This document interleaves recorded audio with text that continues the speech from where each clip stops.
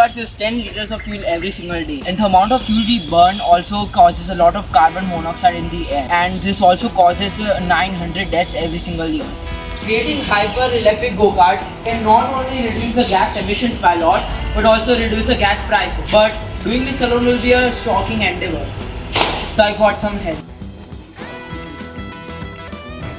Now, if you want to stay in touch with us and have frequent updates, I recommend you following us because you are in for a ride.